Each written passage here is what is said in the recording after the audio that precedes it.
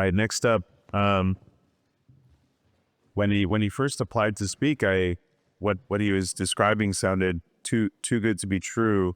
And then as we learned a little more, quite fascinating. So happy to have Egypt Robinson up, talking about how to end world hunger in 10 years with 1 acre. Let's make him feel welcome. Okay, so I'm gonna make like 3 promises. 1, this is probably gonna be a weird talk, so weird moments in this talk. But 2, you're gonna like it.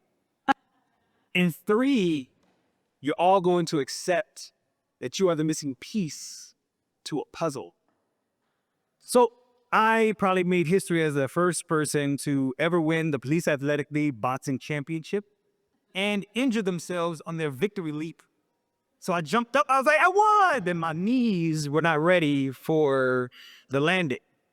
So, could box, went to college. After I got my degree, I came back.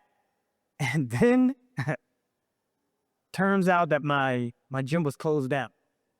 I asked my coach, I said, hey, what happened? He said, even though it did all this good in the world, even though it was literally, there was a puzzle in our community where young boys and girls are making all types of trouble, committing crimes, selling drugs, all that. And this was a solution. So there was a missing piece, and this gym was a missing piece. It didn't matter. He knew it had value, but he said the funders didn't get a good return. So even though it did all that good, even though it was a missing piece to the puzzle in our community, if it didn't give a good return on investment, it wouldn't stay. Dawned upon me. I want you guys to imagine another puzzle. So imagine a puzzle of millions of people all around the world who are dying of hunger. People like me when I was younger, going to sleep hungry. Some of us can't even imagine that, and some of you can. But this happens with people every day around the world. And this is a puzzle, and the missing piece was something I came up with. So I came up with something called, oops, I pressed it twice, too fast. Back. I came up with something called the My Organic Pod Farmhouse System.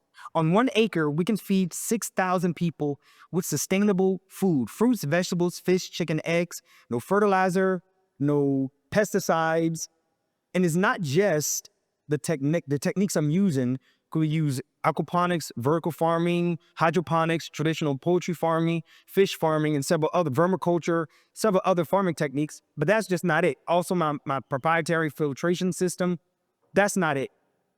It's the business model. So what we do is we take, let's see if it plays. So we repurpose, there it is. So we repurpose buildings and use that land so we don't create a new footprint. We use that land to be able to produce this beautiful, as you can see, this beautiful property that's all food. Many people thought that was an apartment. It used to be, but it's literally a processing center where we put our food in there. We have at the very bottom, you're gonna see that at the very bottom, there's a pond where we have up to 6 or 7 million fish growing in this property. This is all an acre, by the way. So what we did, since I'm not a traditional farmer, when I look at land, I don't look at an acre like this. I look at an acre like this and like this. So if it's 10 feet, if it's 10 stories up, 10 stories down, I can see 21 acres. All because I'm not a traditional farmer, but I had to realize that there are people like me who are abandoned, no one cares about. But I care because I believe I am the missing piece to that puzzle. So when I talk about this system, I said, well, this system isn't just the food. I said it has to be a business model that's applicable around the world, but can attract investors to say, hey, I want to be a part of this. Like, I want to be incentivized to feed people because I'm going to make money. So I said, well, how would I do this? So the business model is, well, each consumer pays up to $600 per month for enough food to feed 3 people. So it's really like 18,000 people, but that just sounds crazy. Elliot already thought it was crazy. So 6,000 sounds more reasonable, right? So what happens is that we re-envision how we feed people. So this particular structure is near the neighborhoods of where these people are. What they would do is get on their app, and the day before they collect their food, they have credits. Every week you get credits. and you decide, what do you want to eat? Do you want to have some chicken wings? Do you want some catfish, some brim, some lettuce, tomato? Once you select what you want, the very next day you pick it up with your own containers. So no plastic bags, no plastics at all. You bring your own containers, so that way now we're not bringing more waste into the world. But you're also getting fresh food. Many of us who eat organic are eating old organic food. It came from some other country. It got here a day or 2, 3 days later. We don't know. But they considered it organic. We don't know it was sprayed on it. We don't know how much was sprayed on it. But these individuals are able to eat real organic food, and it was just cut the next day.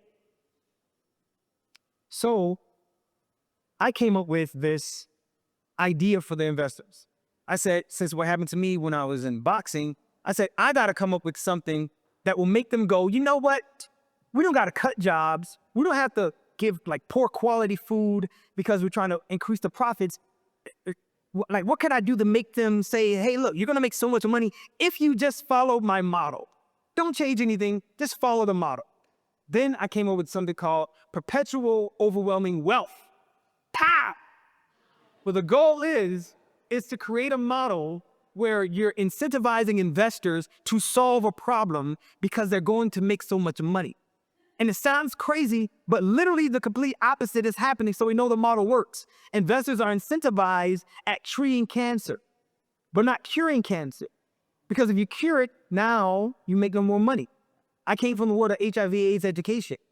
One of my friends who died kind of broke my heart when they told me no matter how much work I do, they will never be absent of HIV because there'll never be a cure because there's so much money in the treatment. They said that 5 years ago. So I understood something, that if I don't change how this works, if I don't do something, it doesn't matter how hard I work. If I don't incentivize people to recognize that you can make money on the solution, then what does it matter? Because we see the opposite happening. So, pow. And this is how it works. The revenue from the first organic pod farmhouse system that they create, it makes enough money that they can now make 3. And this is what happens. If they follow the business model, what happens is it multiplies by 4 every 20 months. So in 10 years in that one area, in one of the many food deserts in America, they can permanently feed 6 million people with low-cost organic food, permanently removing these people off of the food desert list, off the hunger list, permanently. One person. And then they make so much money by solving a solution and not treating it. But this is the real goal. What happens when it's 100 investors? With the same model, with 100 investors around the world, not 1 million people, not thousands of us coming, 100. In 10 years, we can literally end world hunger. We're not creating any new spaces. We're not nothing. We're repurposing land that's already been used and abandoned, and it's everywhere. Everybody that travels, you see this. Everywhere there are abandoned buildings. So as I close, tell you guys a funny story. Well, true story and fun. So while I was trying to impress some girls, I told them that I could swim. Didn't know how to swim, but I was on a floaty, so it looked like I could. I ended up, while I was in this wave pool, I don't know if you guys ever been in a wave pool, it's a automatic waves. Well, I got knocked off the raft. Now I'm in the water, now I'm drowning. But I was at peace. My 12-year-old body was at peace. I don't know why. That same year I lost my mother, so I don't know if maybe some paranormal mothering or something. I don't know, but I was at peace while I was drowning. And I was also tired of struggling. Then all of a sudden a hand came out and grabbed me. Lifeguard. Saved my life, literally. But I realized something. That lifeguard didn't care that he was saving the life of a guy who would create this or do all the other things I did. That didn't matter. There was a puzzle. A young boy was drowning, and the missing piece was him jumping in the water. He solved the problem permanently because I'm here, unless we're all ghosts, then hello. But that's the power when we make a decision that we are the missing piece to the puzzle, because that's what we are. So I made a promise that some parts of the story would be weird, but hopefully you liked it. And like I said before, I hope you all agree that you are the missing piece to the puzzle. My name is Devin T. Robinson X, also known as Egypt. Thank you. Incredible. What's needed to scale? Well, first, I want to give this to you. This is a puzzle piece.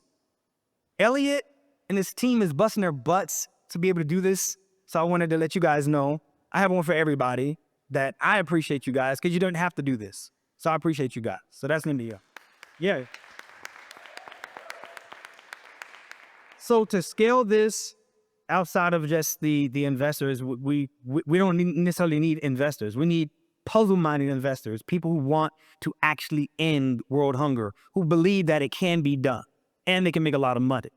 Because again, it's a real business model. So right now we're looking for $30 million. We're going to put one up and then film the entire process over the next 2 years. And with that, we'll be able to actually show the world, like, this is what happens when people are removed off the hunger list, and these individuals and how their lives change. They're not eating just McDonald's, and like people like myself, we would get our food from the convenience store. So I'm pretty sure many of you don't know what it feels like.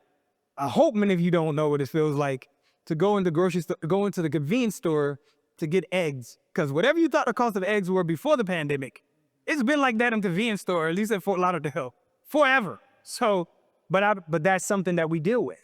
And I want that to end. So we're going to chronicle how these individuals live, what 6,000 people look like when they are no longer in a position that they have to worry about doing that and eating McDonald's and things like that as a norm. So $30 million for our investors. And also anybody that is willing to collaborate, you guys got other ideas. I know people that actually literally make water. Moses West, he created something that he actually makes water out of thin air, 2,000 gallons of it.